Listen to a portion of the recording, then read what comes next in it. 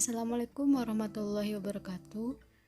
Gimana nih kabar teman-teman belajar hobi? Semangat untuk terus belajar ya. Kali ini kita akan belajar mengenai maggot. Loh, hewan apa sih maggot itu? Kok namanya aneh ya? So, bagi kalian yang penasaran dengan video ini, tonton video ini sampai selesai ya.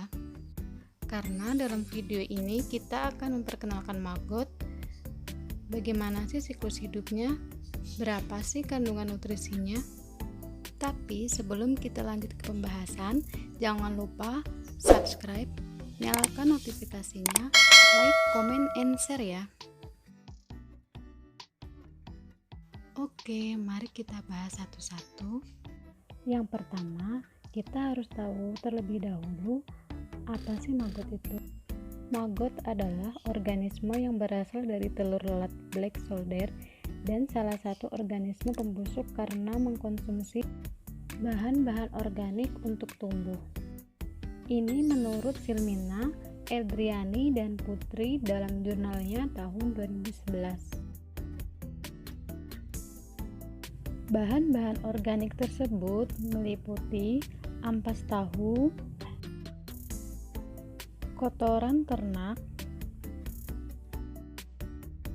serta sisa-sisa dari buah dan sayuran.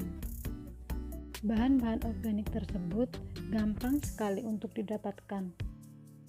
Ampas tahu dapat dibeli di pabrik tahu di sekitar rumah kita. Harganya pun sangat terjangkau. Untuk kotoran hewan, jika kalian mempunyai hewan ternak, bisa langsung mengambil dari kandang tersebut. Tapi, jika kalian tidak punya, bisa membeli di pasar banyak kok. Harganya pun sangat terjangkau. Sedangkan untuk sayuran, kalian bisa dapatkan langsung dari pasar, dari penjual sayur mayur. Biasanya, sisa tersebut tidak diperjualbelikan, sehingga kalian dapat langsung mengambil saja. Dengan syarat kalian harus izin dulu kepada pedagang tersebut. Bahan-bahan organik tersebut biasanya digunakan sebagai media tumbuh dari maggot tersebut. Nah, kita sekarang bahas yang kedua. Yang kedua ini kita akan bahas mengenai siklus hidup dari maggot tersebut. Eits, jangan lupa subscribe, nyalakan notifikasinya, like, dan komen terlebih dahulu ya. Berikut adalah siklus hidup dari maggot.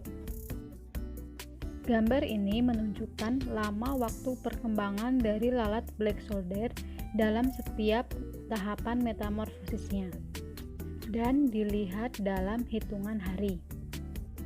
Kalian bisa lihat sendiri ya pada gambar. Lama siklus hidup lalat tersebut tergantung pada media pakan dan kondisi lingkungan tempat hidupnya.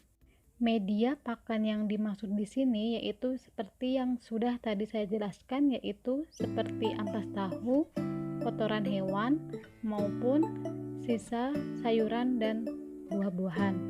Media pakan ternyata sangat penting ya teman-teman.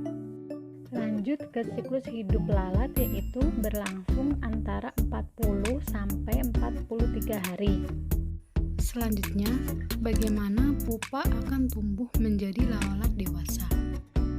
Maggot dalam bentuk pupa memiliki 5 instar dalam perkembangannya dan dapat tumbuh hingga mencapai 20 mm. Pupa tersebut akan bermigrasi ke tempat yang lebih lembab untuk kemudian tumbuh menjadi lalat dewasa. Setelah kita tahu siklus hidup, kita juga wajib tahu tentang morfologi maggot. Adapun morfologi maggot yaitu larva, pupa, dan lalat dewasa. Nah, itulah gambaran dari siklus hidup maggot.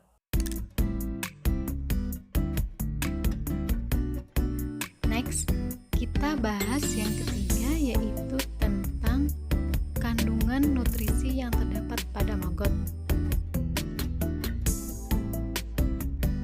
Sebelum kita bahas mengenai kandungan nutrisi maggot,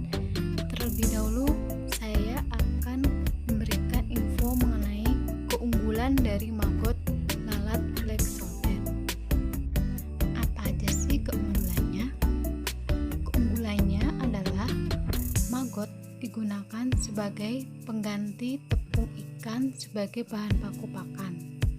Selain itu, maggot juga digunakan sebagai bahan alternatif atau pengganti pakan. Maggot memiliki tekstur yang kenyal dan memiliki kemampuan untuk menghasilkan enzim alami yang dapat meningkatkan kemampuan daya cerna ikan terhadap pakan. Itulah info sedikit mengenai kelebihan dari maggot. Sebelum kita membahas mengenai nutrisi yang ada pada maggot, ada baiknya kalian subscribe, nyalakan notifikasi, like, comment, and share ya. Kandungan nutrisi pada maggot menurut para ahli diantaranya, menurut Murtijo tahun 2001 dalam penelitiannya, maggot merupakan bahan yang mengandung protein kasar lebih dari 19%, dianggap sebagai bahan sumber protein yang baik. Menurut Ogunji, Nimsearch, Wijen, dan Scholes tahun 2007 menyatakan sebesar 30% tepung ikan yang digunakan untuk pakan dapat digantikan oleh maggot. Kandungan protein dari maggot juga cukup tinggi, yaitu sekitar 40%.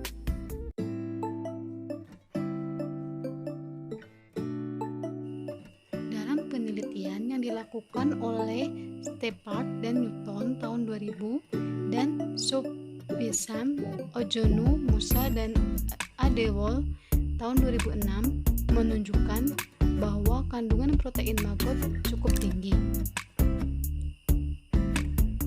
Maggot dalam bentuk kering mengandung 41-42% protein kasar, 14-15% abu, 31-35% extract ether, 0,6-0,63% fosfor, dan 4,8-5,1% kalsium.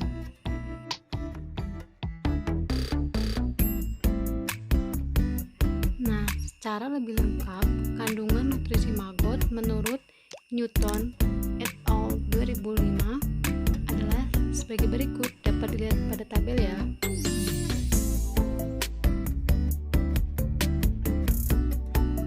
Tingginya nutrisi yang terkandung pada maggot, ketersediaannya pun sangat berlimpah, pemanfaatannya tidak bersaing dengan manusia, serta media tumbuhnya yang mudah dibuat menunjukkan potensi yang baik sebagai alternatif kombinasi pakan ikan.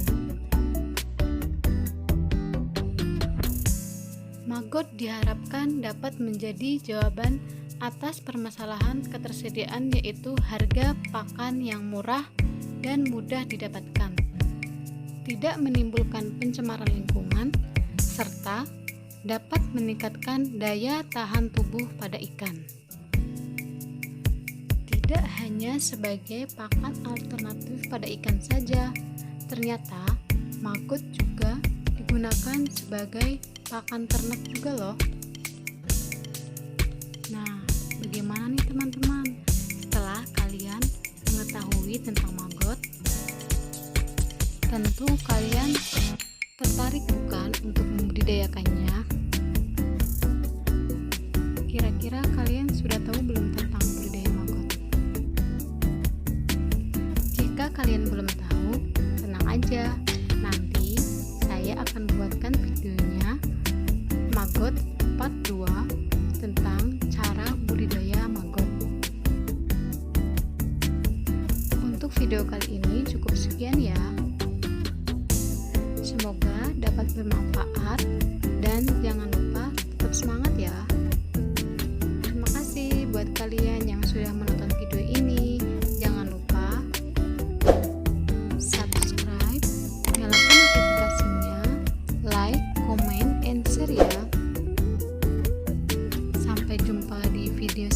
selanjutnya.